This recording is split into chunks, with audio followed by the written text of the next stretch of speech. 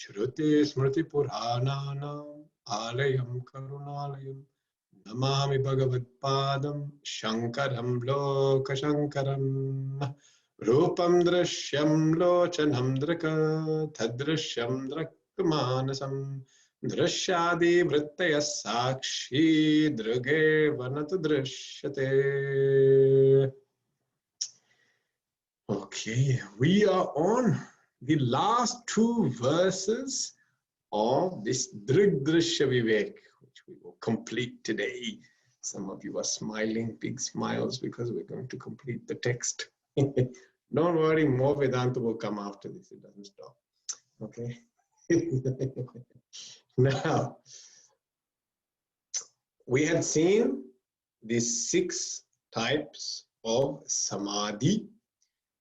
Practice of meditation plus state of meditation. And then in between, we had seen just Nirvana Shatkam, because that was very much aligned to our topic. And now the final 2 verses of this Drig-Drishya Vivek, they are focused on what is called Phala Shruti. Phala Shruti means what is the result of this knowledge. So what actually happens to this person when they gain this knowledge, abide in this knowledge, meditate upon this knowledge, and realize the truth. Yeah. So when they realize the truth, what actually happens? So it's called Phala Shruti. Yeah. So now these last 2 verses are talking about what happens, what is the state of realization? What is the state of enlightenment? That is what is going to be discussed now. Yeah. So it's a good topic. We better know, just in case accidentally it happens to us. We should just, oh, this is enlightenment. I didn't know. So therefore, description is given. Otherwise, you might mistake it for something else. Okay, this is verse 30. Deha bhimane galite. Deha bhimane galite vijñate paramatmani vijñate paramatmani yatra yatra mano yati tatra tatra samadayah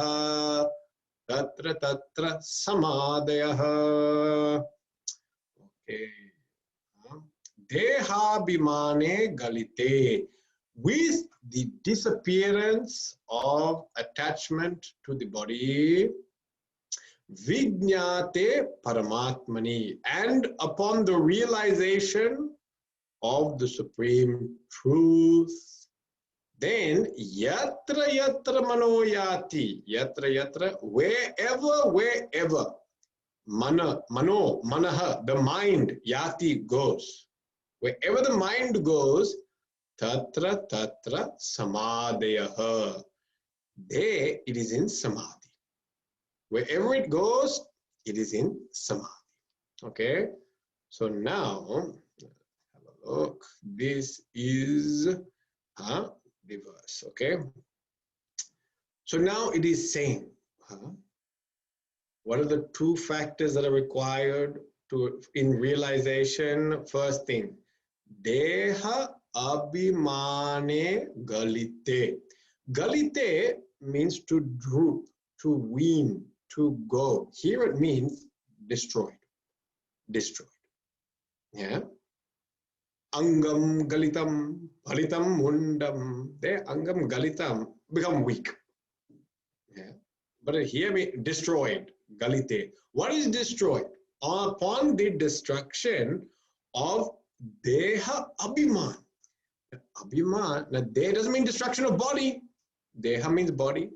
Abhiman means identification. Okay, that's a key, very key and important word. Upon the destruction of identification with body, not destruction of body. Okay, destruction of identification with body. That's the first condition.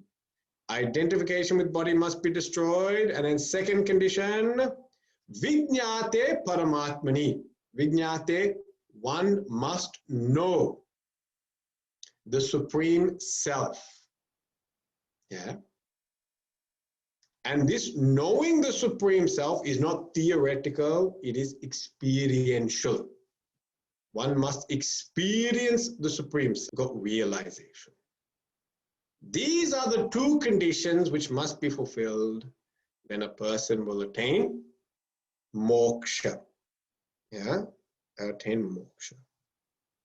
Now, we have to ask ourselves, what does this mean? Because some of these terms are very foreign, new, and I'm not sure what that means. So what does it mean by identification? Yeah, abhiman. The word abhiman is used. Yeah. So identification is something that we experience all the time. Becoming identified with something, becoming identified with someone. Yeah. It is a form of superimposition. It's a form of projection where I project my concept of self. I project concept of me onto some other thing. That's what identification is. Yeah. So I have a common one that everyone has is our phone. Phone. Yeah. And on our phone, all of us have some level of abhimana. We have phone abhimana or iPhone abhimana. Yeah, that means there's a concept of me in that phone. That's why if anyone touches that phone, we get irritated. Don't touch the phone. What are you doing touching my phone? Leave my phone alone. Huh? No. Get your dirty fingers off my phone. Yeah, don't use my data, use someone else's data. Yeah, that's your identification. So a lot of us have it with phone. Some people have it with jacket. Don't use my jacket. That's my jacket only. Don't touch my jacket. Yeah. Some people have it with shoes. Don't step on my shoes. They get very upset if you step on their shoes, or use their chappals. Unless use your chappal to go get the washing from inside. Don't use your big feet. Go and destroy my shoes. You use your own shoes. Yeah. All this is identification. Yeah. Now this is identification with objects. Then we have identification with people. Huh? My people, swajanam. These are my people. They call identification. Yeah. And these people will always be connected to me in a particular way. Yeah.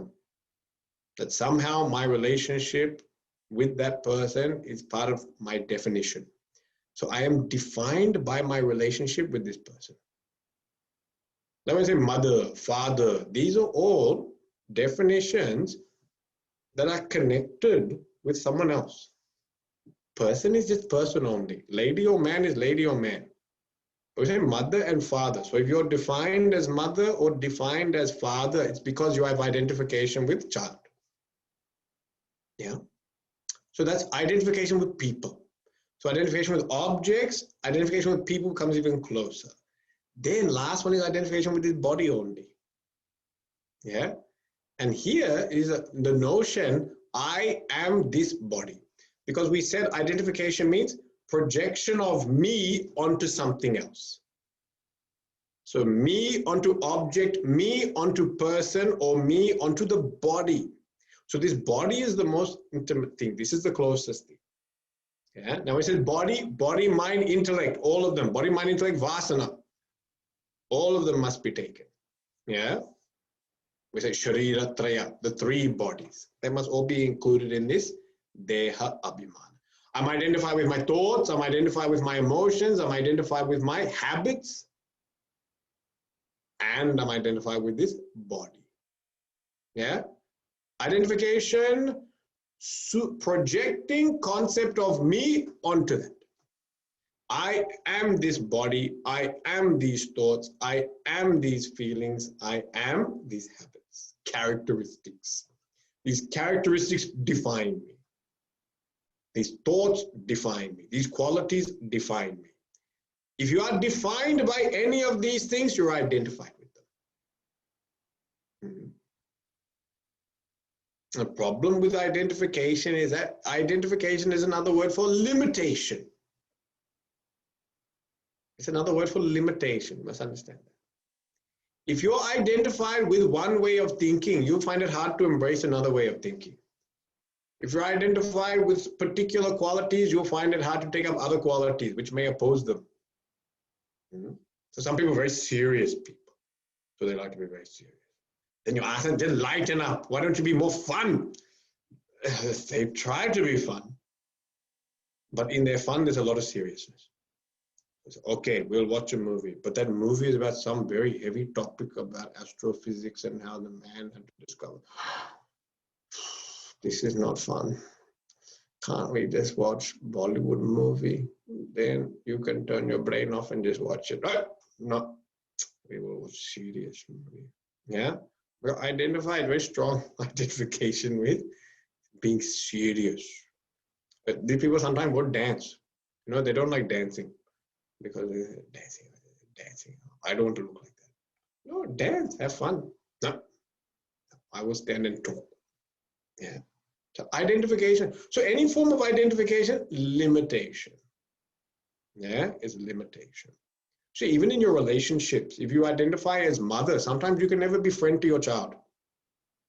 You never be able to talk to your child as a friend because you always see them as child. So always lecture them. You're always asking them, have they eaten? Have you eaten? And the main thing, have you eaten? Yeah? Or have you done your homework? Is homework been done?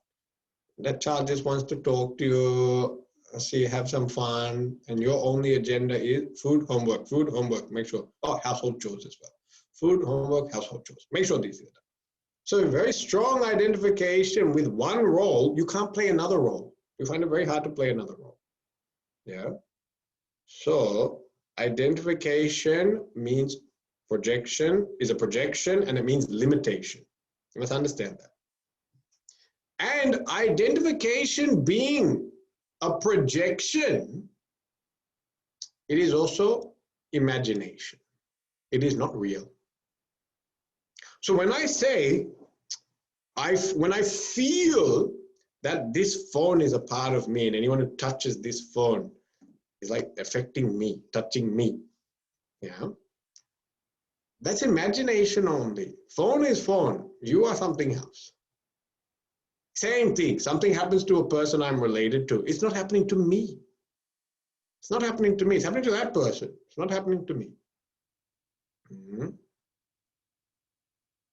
And now we have to bring that into this body, mind, intellect to understand that whatever this body, mind, intellect is going through, it's not happening to me.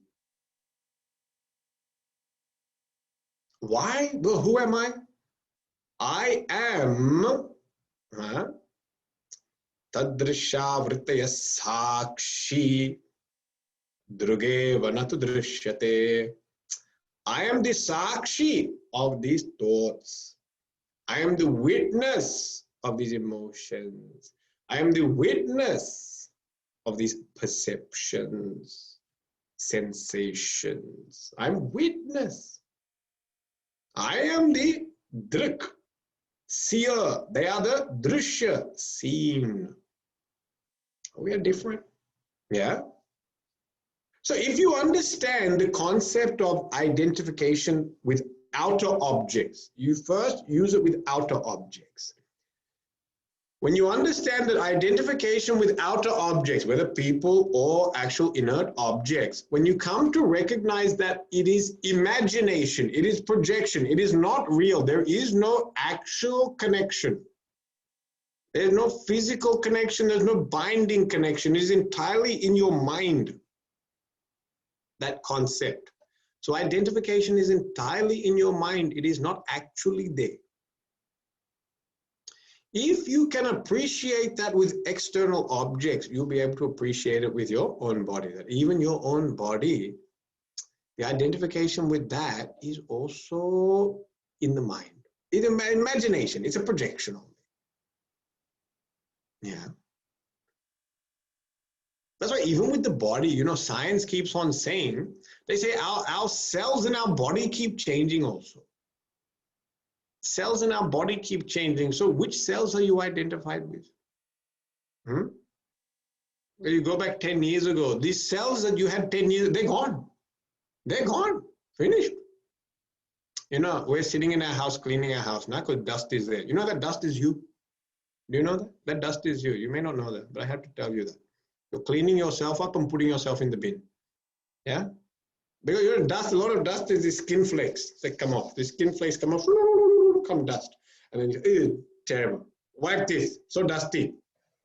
Then you wipe it and you put it in the trash. It's you putting you in the trash, gone. So where is your body from 10 years ago? It's in the trash. It's in the vacuum cleaning bag. It's gone. It's sitting in the dump. Yeah? So our cells are constantly changing. So even our physical body, the cells that I'm identified with 10 years ago, they're not even there anymore. They are being made and then being destroyed, made and destroyed. And they eventually become waste products, and those waste products are pushed out of the body. That's what's happening. So scientifically, when you look at it, there's no cell that you can be identified with because all the cells keep changing.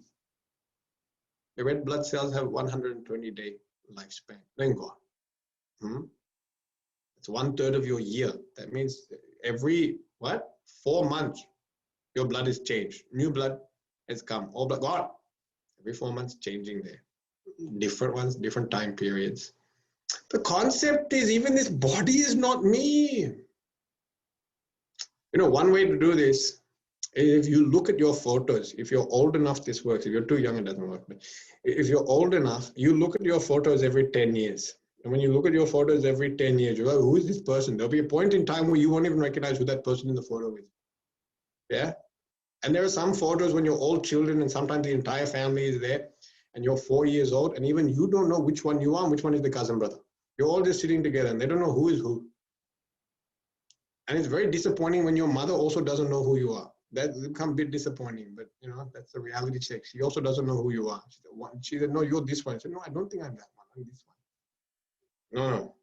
Yeah, but then why am I wearing a dress? No, we had nothing that day, so we gave you a dress. Yeah, oh, I didn't know. Yeah, these things happen. As you get older, you can't even recognize who you are in the photos, baby photos. You don't know if it's your photo or brother's photo or whose photo. You don't know. So you look at that body, if you should look at that body, it's changing so much. Which one are you identified with? We, of course, like the photo of us in our physical prime, 2025. With that photo, we keep. When we're married and all that, hair is jet black, full and thick. That photo people put up and they say, that's me. But everyone else going, that cannot be you.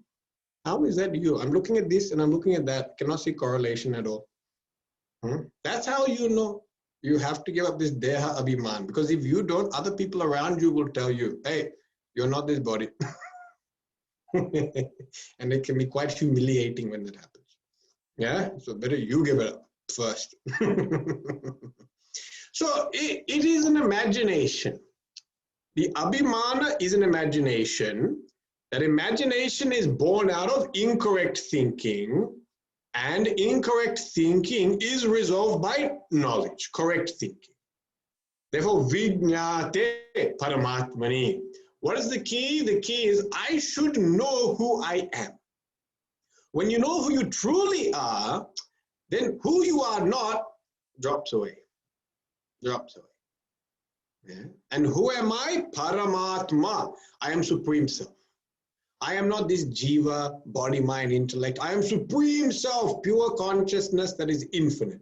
Satchidananda, asangaha, dvaita varjitaha, all those words that we saw before. Swayam prakashaha, yeah. Self-luminous, free of all duality. Yeah. And asangaha, completely unfettered. Isn't that a nice thing to be? Unfettered. Oh, what a nice thing. That's the best. Asangoham, asangoham. You should just feel so free by just saying that only. That is who you are, asangoham. Yeah. So, these two things. When we focus on who we are able to give up the imagination of who we are not. Now, once we know who we are, I am Satchidananda Swarupa, then what happens? Now, here the key is to understand you are not giving up the body, you are giving up identification with the body. Yeah.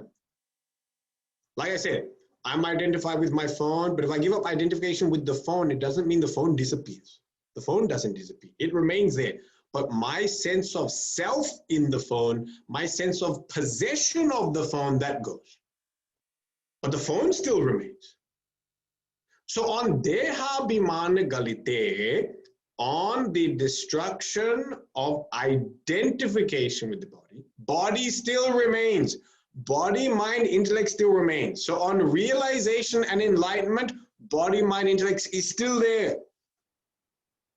Don't think that if you go and meditate your body, when you get enlightenment, body disappears, gone.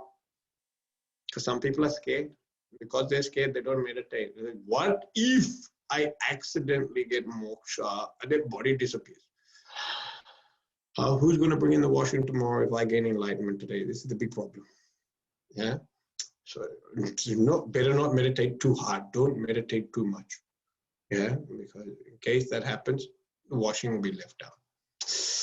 You know, so this is incorrect. So body, mind, intellect, it remains, but no identification with it. That means it does not limit you, it does not define you, it does not bind you. It does not bind. And what are the binding factors of this body, mind, intellect? The pain of the body is a binding factor. You know? The body experiences pain. Yeah. The mind experiences sorrow, dukkam. Dukkam. And intellect experiences insult, loss of honor. Avamana. Avamana. I mean, they did not give you any mana. Insult. Mind, dukkam, sorrow. Body, pain, pidam. Pain is there. So now what happens is that body is there. That body may still have pain, but you are not identified with that pain. Yeah, it's there, but it's not happening to me. Yeah, mind may go through sorrow, dukkha, but you are not identified with it. Mind is going through a little bit of turbulence. Mind is going through a bit of distraction. Mind is going through lack of motivation. Okay, it's not me, it's mind. And intellect, so dishonored I was. No one even gave me any. I came to the house, they did not offer me chair, they did not offer me water, they offered me nothing. They didn't even know who I was. Name was also wrong. Ayyo. I feel so dishonored. That dishonor is for intellect only, not for me. Why? I am Paramatma. Paramatma does not have any pain. Paramatma has no sorrow. Paramatma has no insult. This is what you become free of. They still exist, but they exist for body, mind, intellect. They do not exist for me. They do not exist for me. Gurudev, I think he has given an example somewhere that is like, if you're walking a dog and the dog gets dirty, when dog gets dirty, you are not dirty. Yeah. When body gets pain, you don't have pain. Mind gets sorrow, you don't have sorrow.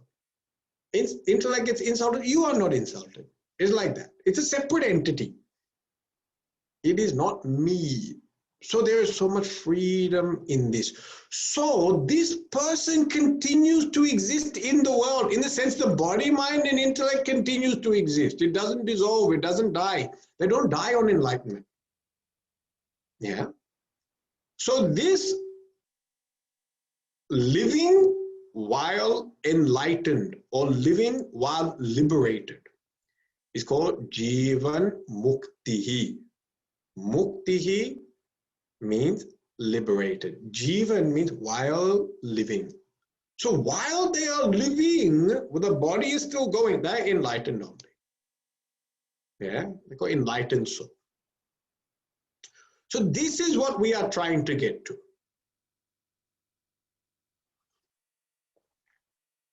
We are trying to get to this point where there's no identification with the body, mind, intellect, but it may continue on. You are now identified with Aham Satchidanandaha Asangaha. I am completely unfettered, free, pure consciousness, existence, and bliss. This is our goal. That's why Guruji writes in the commentary here, the purpose of meditation is not to quieten the mind or stop its functioning for some time. The aim is to remove the false identification with the body and know the Supreme Self. So meditation is not meant for quietening the mind. It is to give up identification. So when you come out of that meditation, this body, mind, intellect will have its own momentum that is built up. That momentum will continue on. Like when you turn off a fan. When you turn the fan off, the current has stopped. But the fan has still got momentum, you know. And initially it looks like it's still on, and then it slows down. In the old fans, it starts rickety, rickety, rickety, rickety, some extra noises also come out of it, you know. There's actually no electricity and it's not on, but its momentum is still going. Yeah. This is called Jivan Muktihi. So even he's gained enlightenment, there's no ego, there's no ahankara, but momentum is still there.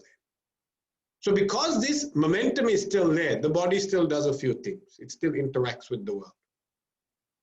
But during this period where the body, mind, intellect is interacting with the world, where is his identification? Yatra yatra manoyati. Wherever the mind goes and whatever it sees and experiences, this person is constantly in the samadhi, I am Satchidananda.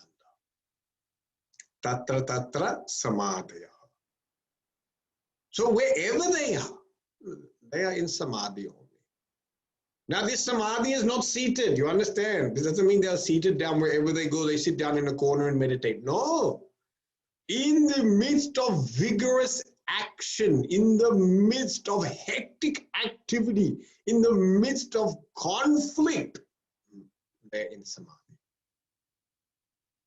This is why the life of an enlightened master, you cannot in any way judge it.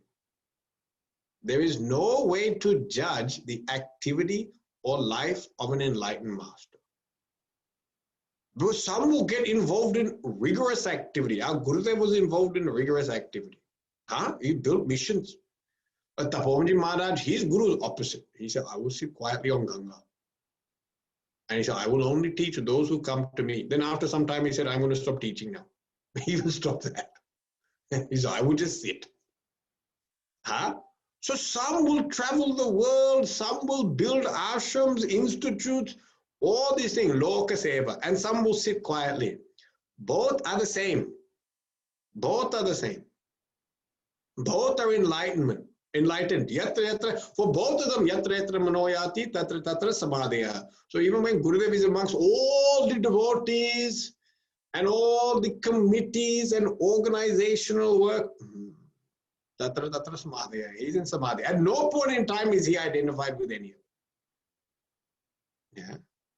That's why, you know, people used to ask Gurudev, 42 years he worked building this Chinmaya mission, 42 years.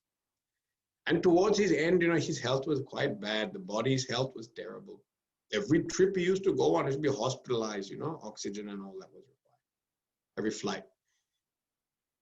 And then people were concerned, and they knew that how long can he keep doing this? 77 years old, and he was traveling around the whole world. So they asked him, Gurudev, what will happen to the mission if you are not there? And he said, I have done my work. Now it's up to you. Whatever you want to do with the mission, you do with the mission. My work is done. Yeah. So you, committee, disciples, you can do whatever you want. See, no attachment. No, someone has worked 42 years on a project and can just drop it. Bas, finish. We work 42 minutes on cooking something, we can't let go of it. Isn't it? 42 minutes, we cut some vegetables, chop it in after that, and then we get very upset if the person who's supposed to turn the oven on doesn't turn the oven off, or turn the oven off, they don't turn it off, and then you destroyed my entire dinner. 42 minutes, we get identified. 42 years, no identification. That's called enlightenment. So like that, whatever the mind experiences, it is only saying Satchidananda Brahman. Whatever it's Brahman. And that's what we saw in those different meditations, when they are looking within, when they're looking within, then they can see the difference between thought and sakshi, Drig-Drishya Viveka. Yeah, and they're not. And then when they look outside, then what do they see? All these objects are nothing but manifestation of consciousness. Satta matram, it is pure existence consciousness that is manifesting in form of these names and forms. So wherever they are sitting quietly and the attention is gone within, they are seeing pure consciousness. If they are outside, hectically involved with the world, attention is on consciousness. They only see that. Yeah, that's why they are in samadhi, because as long as you are identified with consciousness, that is samadhi. As long as you say, I am pure consciousness, that is samadhi. I am free, nitya mukta. I am untouched, asangaha. Yeah, then that is pure samadhi. It doesn't matter what the body is doing. It doesn't matter what the mind is doing. Yeah. And that's why the life of this Jivan Mukta cannot be explained. There's no way we can explain the life of the Jivan Mukta. different expressions are there for each master. Yeah. So this second line is quite famous. Yatra yatra mano yati tatra tatra samadhyaha. Samadhyaha. Now, final verse, and this final verse is quite a famous verse. It is found in Mundukopanishad. I think it's also found in Kathopanishad. And of course, this text we said earlier is coming from Saraswati Rahasyopanishad. So it's a very common verse which is given in the Upanishads to describe what is called the Falashruti. Okay, so this is the final verse.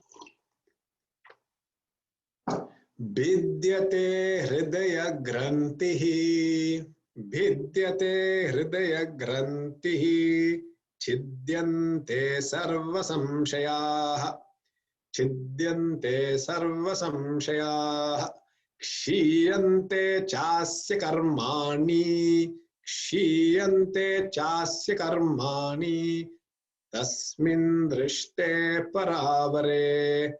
Tasmin drishte paravare. By beholding him who is high and low, the fetters of the heart are broken, all doubts are solved, and all karmas wear away. Okay. So, this tasmin drishte paravare, that means on seeing, on realizing that pure consciousness, para, up, avara, lower. That means higher and lower, or even outside and inside. Because the context of this book, outside, bahi, antar. One is the consciousness outside, inside, higher, lower, everywhere. That means he's attained realization. For that person who's attained realization, what happens? Hridaya grantihi, knots of the heart. Vidyate are cut. Knots of the heart are gone, broken. Vidyate means to break. Not only that, the second thing that happens, sarva samshayaha. Samshaya means doubt. Sarva, all doubts, chidyante, are cut. All doubts are rent asunder. Rent asunder. And kshiyante chasya karmani, of that person, the karmas, actions, selfish actions, kshiyante, wean away. Slowly wean away. Yeah. Okay. Now, like I said, this is coming from Munduka Upanishad, Kathopanishad, and this Upanishad. That this is talking about the Falashruti. Now that person we explained is seeing, that means experiencing realization that within is Brahman, outside is Brahman. This is an important point because some people like to meditate and only focus within. And then when they come out of that meditation, they have difficulty dealing with the world outside. Yeah, that means the meditation is incomplete. You must resolve antar and bahi. Bahi outside, antar inside. Some people only like seeing pleasant things outside. They'll sit in front of puja, sit in front of idols of God, chant, all these type of things. But they don't want to look within. They don't like looking within. They only like doing things outside. So all their religious activity is externally orientated. The puja, the japa, constantly looking at God, chanting his name. These are all good things, but eventually you have to turn within. You have to look within. You cannot stay facing outside the whole time. So this person sees divinity, pure consciousness outside and the pure consciousness within. Both have to be known. Yeah. Within, they see it as Sakshi, illuminator, witness. Outside, they see it as Adhishtanam, substratum. So consciousness is the substratum of all name and form, the Jagat. And within me, it is illuminator. So the inner illuminator is the outer substratum. A connection must be made. That's called Tattvamasi. Tat, Tvam, Asi, one. Yeah. So that is very important. That's what that Tasmin Drishte Paravre. When that person has this realization, what happens? Vidyade Hridaya Grantihi, knots of the heart. Oh, what are these knots of the heart? Does that mean all the cholesterol knots are gone? All the fatty foods that I was eating, all my aorta becomes cleaned? Sounds good. Sounds good. I like this realization. It's a good health cleanse. Detox. Sounds like a detox.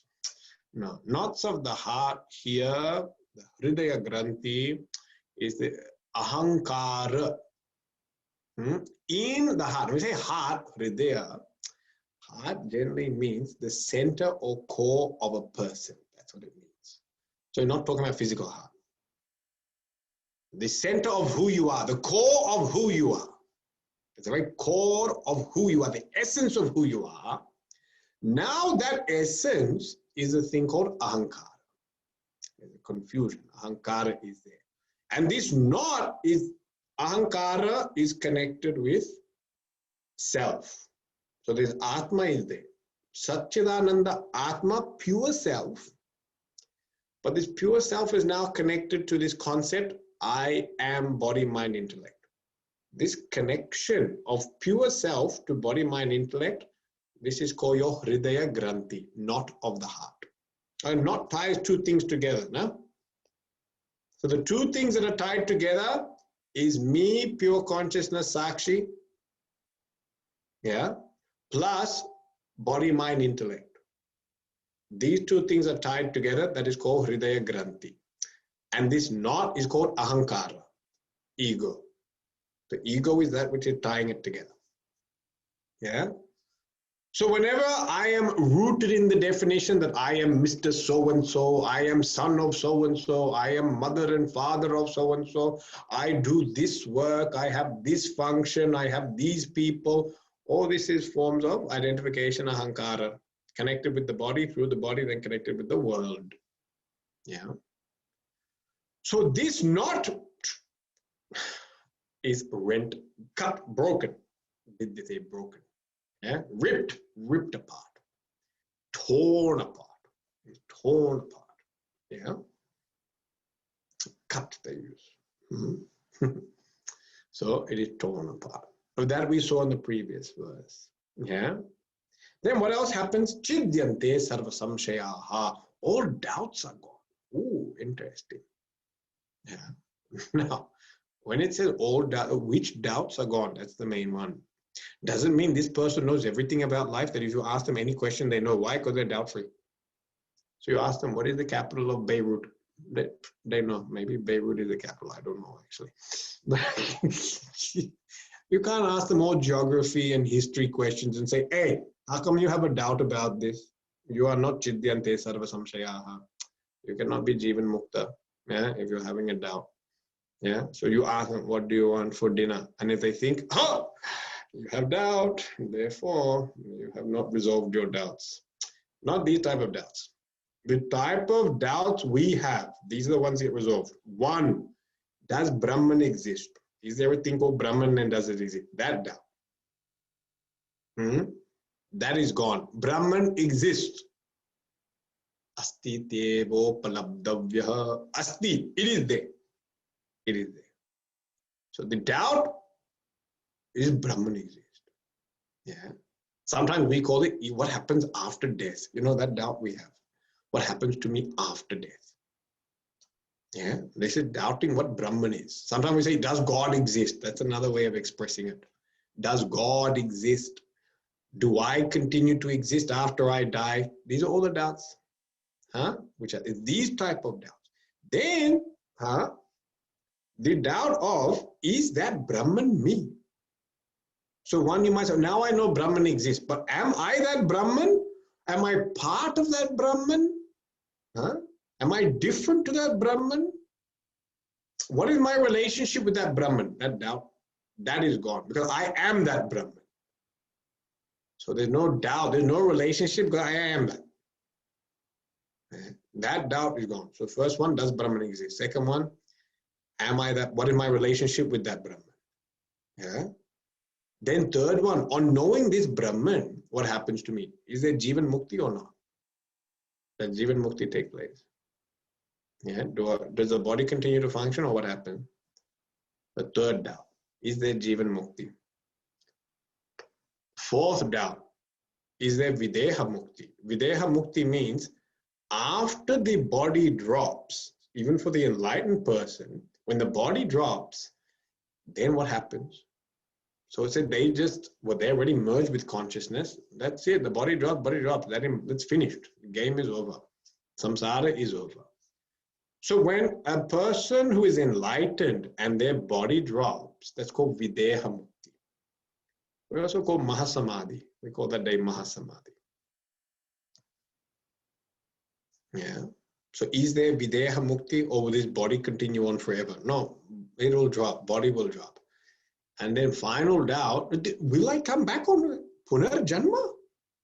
Well, I worked so hard this lifetime, and I attended all Chinmaya mission classes, I studied the texts, I learned Sanskrit, I did all this meditation, 6 types of Samadhi and all that. And then finally I even got Jivan Mukti. And I got the Jivan Mukti. And then I was on the way to Videha Mukti. And then after that, I even got Videha Mukti. And then they said, you have to come back for another one. Ayyo! You have to come back for another one. If it says you have to come back for another one after this, even I would turn the computer off right now. There's no point continuing. We may as well just quit. Our spiritual pursuit is a waste of time if you have to come back. So, no, there is no coming back. No, no punararvartanam. No, it is not there. So these are the doubts. These are the doubts. It is not the doubt over what I want to eat tonight. It is not the doubt over whether this person likes me or doesn't like me, or is the doubt over where this country exists or doesn't exist, or the doubt over which political party, or the doubt over when COVID is going to end. These doubts will continue. They're all worldly doubts. Those type of doubts will continue. So don't go find a realized master and ask them when will COVID end, because you have no doubt, you should know. Yeah. And then read my palm and find out when will I get married. Please do that. You know all these things. Yeah. Not these type of, these are transactional dealings. In transactional dealing, this person will look exactly the same as everyone else. Exactly the same. He will not look, she will not look any different. That's why you can't spot them. You can't just look for them and say, oh, that's one over there. You can't. Because they look exactly the same. You have to live with them. When you live with them, you will know. I spend lots of time with them. Then you will know. But just by looking at a distance, ooh, always wears vibhuti. Must be realized. Big Rudraksha. So big, his neck is drooping. Must be realized. Can sit in Padmasana. People get very fascinated with that. If you can sit in Padmasana, if you wear orange robes and sit in Padmasana a long time, people generally think you're very spiritual. Yeah. So it's very important that if you want to give the impression you're spiritual, that you must sit in Padmasana. Yeah, so you must learn some asanas and yogas if you want to give that impression. If you want to actually realize the truth, you don't need it. But if you want to give that impression, people get very impressed when someone in orange is sitting on a rock in Padmasana. Oh, Muniji, Babaji. This, unfortunately, is not the criteria for realization. Yeah, they will look exactly as if they could be wearing jeans also. They could be wearing pants also. Huh? They could even be going to office also. We don't know.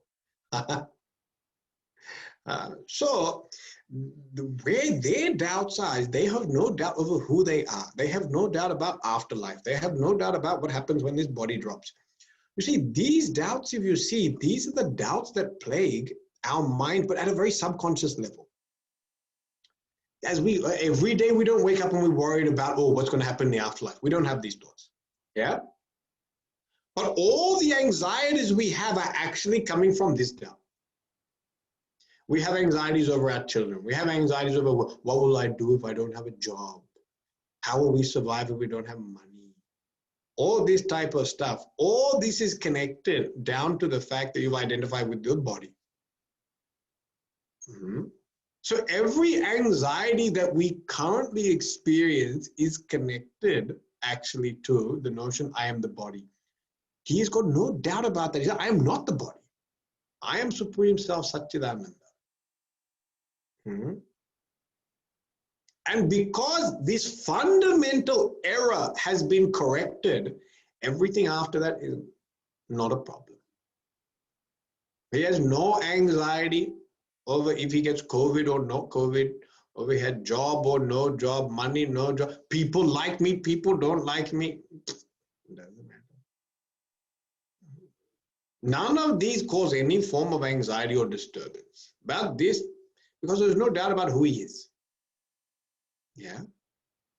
So although we sometimes don't appreciate this doubt about afterlife and Brahman and who I am, we're like, I have things to do, I don't have to worry about this.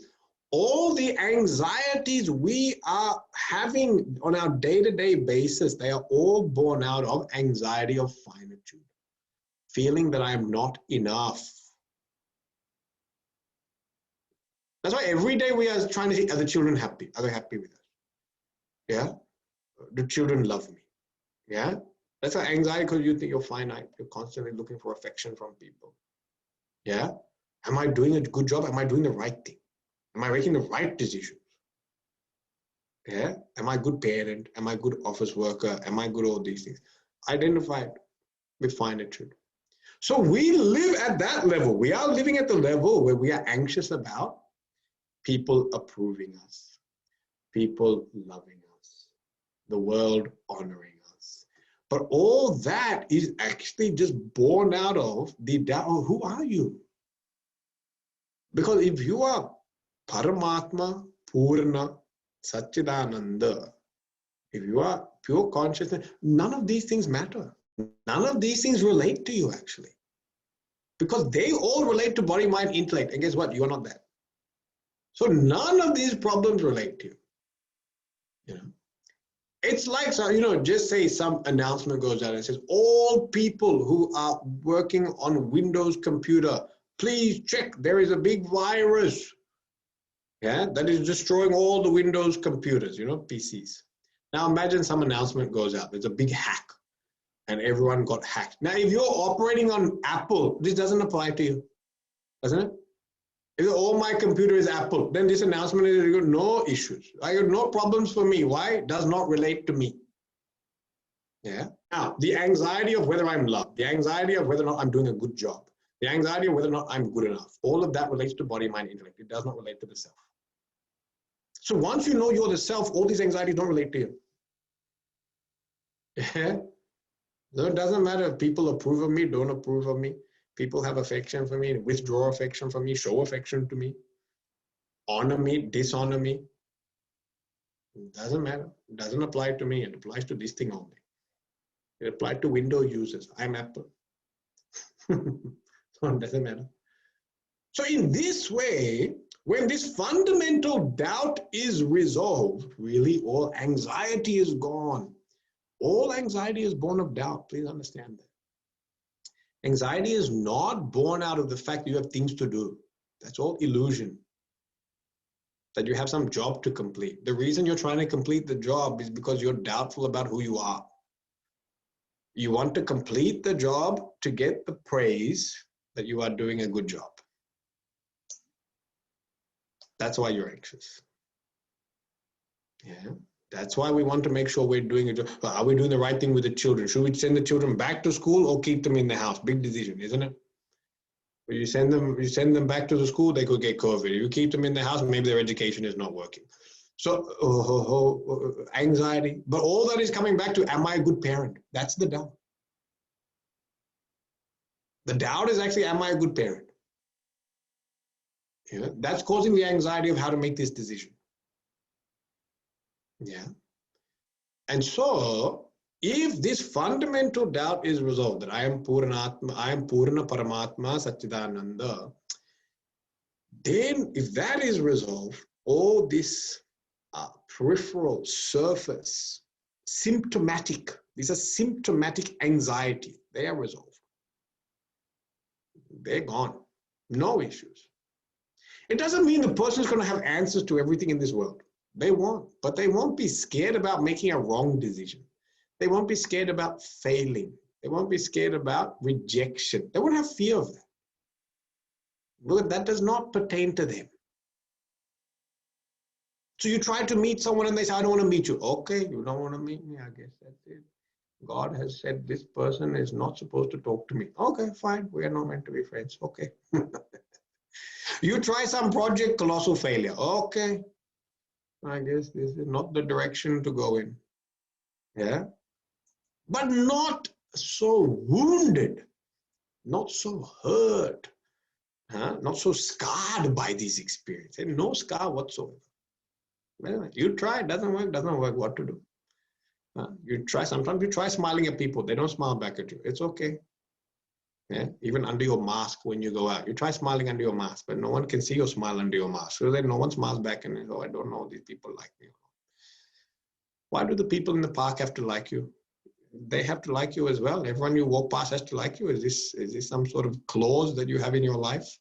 Some contract you have made with the world? Everyone must like me. It's a very hard contract to uphold. Yeah. So some people won't like you. It's okay. So no fear of rejection, no fear of failure. That's how this person, that's what the effect of this Chidyante Sarva Samshaya.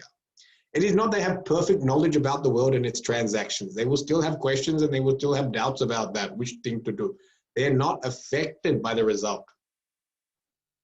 If they choose right, they're not any happier. If they choose wrong, they're not any sad. That's the difference. Kshiyante cha asya karmani. And what happened to their karmas? That is, karma thing is an interesting thing. Because their karmas don't completely dissolve. If they completely dissolve, they won't be there anymore. So all karmas cannot completely dissolve, because if they continue on as Jivan Mukta, then some karma is still remaining. So we talked about that fan is still rotating. So the fan is still just slowing down. So this karma remains. This momentum karma, we will call it momentum karma, is called prarabdha karma. Called prarabdha. That means it was started in the beginning, and now it just has to find its way to its own natural end. It's called prarabdha karma. This prarabdha continues on. However, there are two other types of karmas that are also there. And one is called Sanchita Karma. That's all collected. That's all the collected ones. And then you have, it's called Agami. Agami means as you do today, you create future. So Agami, future. Agamanam, to come. To come. So Agami, to come. Can be coming next birth. Coming next birth. Agami. Sanchita, massive collection over millions of lives. Ever since it started, all the karmas that are collected. Yeah. So this Sanchita is colossal, huge. And this Agami, we keep on creating. So it can also be very large. It said these two are gone. And what is left only is Prarabdha. that whatever you took out for this birth, whatever karmas you took out and withdrew for this birth, that's all you have to deal with. Whatever is sitting in the accumulated vault, dissolved. And whatever has been put away for future rainy day, gone. I always give example of money, you know, with money, you have a bank account, and then when you travel, sometimes you take cash in hand. Yeah.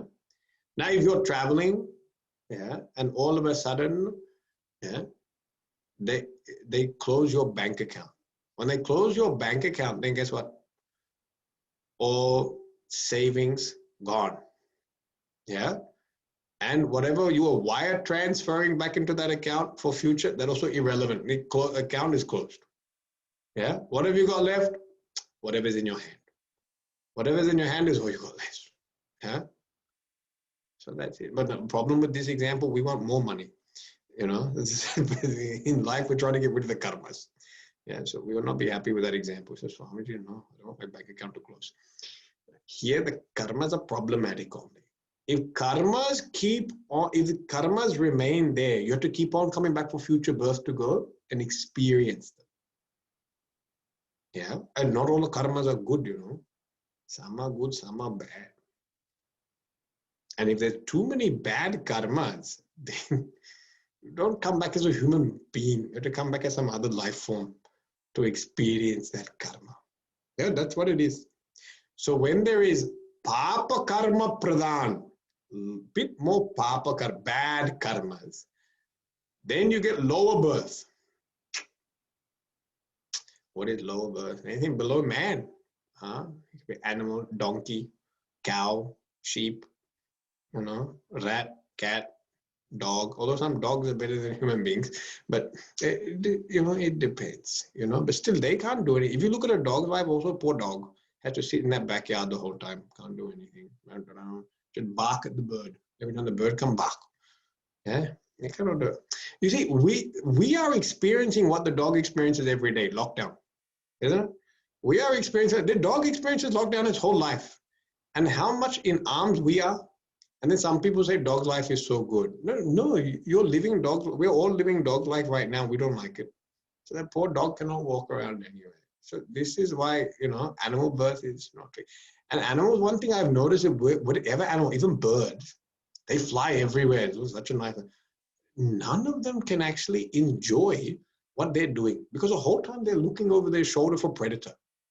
Every animal has got some predator that's hunting it down, with a cat or bigger bird. I noticed it there. We had a bird feeder here. Just a bird out for the seed. And the little birds would come and eat, but they're constantly when they're eating, they're looking. And I said, these poor birds can't eat in peace because one big bird will come and swoop in and push him out. Now imagine that is you. You are sitting down for lunch. And as you're sitting down for lunch in your house, you have to constantly look at who's coming because a bigger person comes and steals your lunch. That's how it is. So you've gone and made a nice hot meal. Then a bigger person just comes and pushes you out the way and takes your meal. This is not a very pleasant way of living. This is called animal life. So if you want to keep your karmas, this is the type of gamble we might have. That we might end up like this. If we have lots of punyam, then you can get to higher birth. You can go to Swarga, Pitraloka, these higher worlds. They're more illustrious. But even there, there's problems. Yeah, I've always said in higher worlds, there's also a problem. You can come back as an Apsara, but in that Apsara, there's a whole bunch of Apsaras you'll be fighting to, so you the lead Apsara is. Like in dance competitions, this happens, you know. Who is the main dancer sitting in the front stage center? People were there. How come my child is in the back in the corner? Because it never came for any rehearsals. That's the problem. Because I never came for any rehearsals. That child is in the back corner behind the curtain. You can't even see it. And you say, I sent this child for dancing for 3 years and bought uniforms and outfits, and where is he? Back corner. Back corner. You want your child to be dead center in the middle. You see, all this competition is there also in the heavens. Who is Ramba, who is Urvashi, who is Menaka, yeah, and the other people. Problems are there in birth. This is a problem. This is the thing to understand. That wherever you are born, as long as there is a birth, there is a problem. This is the main thing. Therefore, we should not want to hold on to our karma. We should get rid of these karmas. Okay? So don't be too excited about holding on to karmas, because karmas always lead to future birth. Always lead to future birth. And birth has always got problems. Wherever you are, whatever situation it is, heaven, earth, or hell, there's problems. Yeah. Therefore, don't have desire to be born again. Have desire for moksha. That finish it now. We are so lucky that we have got human birth, access to Vedanta, intellect that also functions. Let's finish this job off. Yeah, that's what that means. Now, another thing is this prarabdha, this momentum that remains, yeah, that goes on. That can be different for each type of enlightened person. So for some, you know, if the fan was only running on one, momentum is very short. Then their period of Jivan Mukti is very short. Sometimes very quickly it ends. Because the fan was only running on one. But for some people, the fan was running on 5. Then it's running on 5, it takes a long time to wind down. So their period of Jivan Mukti long. So some very short period of Jivan Mukti, some long period of Jivan Mukti. That's why you find some Mahatmas, they died when they were very young. They took Mahasamadhi very young. Swami Vivekananda 39, Shankaracharya 32, you know, Jnaneshwara 21, very young. Yeah, it's got nothing to do with their enlightenment or not. Yeah, whether they die at 21 or 77. Yeah, now you see, Ramana Maharishi lived for 70 years. Our Gurudev lived to 77. Swami Chidananda of Divine Life Society also lived a long time. Nothing to do with their realization. It is just how much residual karma is there. And another way of looking at this is another way. This is one way of explaining. Their prarabdha has to exhaust, but another way. Once the ahankara is gone, yeah, once ahankara is gone, ego, this BMI which is left over, body, mind, intellect, they are no longer in charge of it. Someone else is operating it. Yeah? And that person operating it is actually Ishvara. Ishvara is in charge of their BMI. So there's only 2 people that can be in charge of BMI, either ego or Ishvara. Now ego is gone. So ego is gone, only Ishvara can be in charge. So when a realized master is there, Ishvara only is functioning. There is no person, they're gone.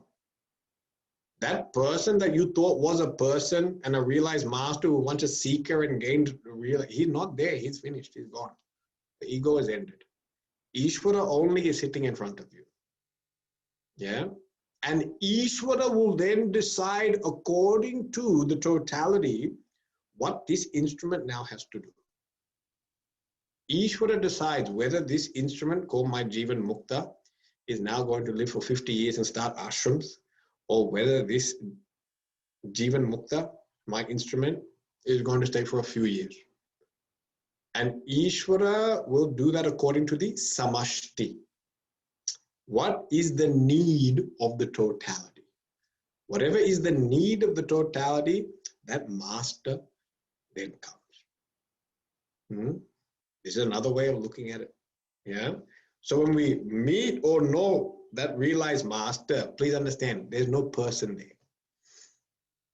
Ishvara alone is there. That's why we say Guru Brahma, Guru Vishnu, Guru Deva Maheshwara. For that Sadguru, Guru Reva Param Brahma, Guru Sakshat Param Brahma. This is for Sadguru. For Sadguru, this is it. There is no actual individual. It's only Ishvara is operating this equipment. And as a seeker, if you have a Sadguru, then a seeker must understand the message of that Sadguru, the words of that Sadguru is actually just God is talking to you. That is it. There is no individual giving you an opinion. There is no person sharing something. God is talking directly to you and telling you as a jiva what you're supposed to be doing. That is the faith that Uttama Adhikari Shishya will have. The highest level of Shishya will have this faith only. that Guru is God, and whatever words are coming out of the words of that BMI, they are not words of an individual, because the individual is gone. The words of God. God is using this person as an instrument to talk to me. So that Guru, Sadguru, is like mobile phone. And Bhagavan is on the other end. And he's talking to you. Don't think mobile phone is giving its own message, recorded message. Not like that. Huh? It is through this mobile phone instrument that you are hearing the divine voice of God. That is the attitude of Uttama Adhikari. So when they see their Sadguru, whatever is said, pleasant, unpleasant. Whatever Sadguru does, which may look again pleasant, unpleasant. Some people will judge and say dharma, adharma. Cannot be judged. It's the will of God only. This is meant to take place. Yeah. So it's a subtle point. It's a subtle point in our Guru Bhakti. In our Guru Bhakti, it's important because that person is enlightened only. There is no ahankara. There is no ego. That is it. Kshiyante chasya karmani. They stay on as long as samashti needs them. They stay as long as Ishvara wants them, and prarabdha, finished. And after that, videha mukti, then gone. Yeah. Okay. So with that, we have now concluded this Drig-Drishya Vivek. Let us just chant the first verse. This is a tradition we have, so that our study continues on. Yeah. Keep on reflecting on this. Rupam drishyam lochanam draka tadrishyam raktumanasam drishyadi vrittaya sakshi drage vanatu drishyate. Om Purnamada Purnamidam Purnat Purnamadachyate Purnasya Purnamadaya Purnameva Vashishyate. Om Shanti Shanti Shanti. Hari Om Shri Gurubhyo Namaha. Hari Om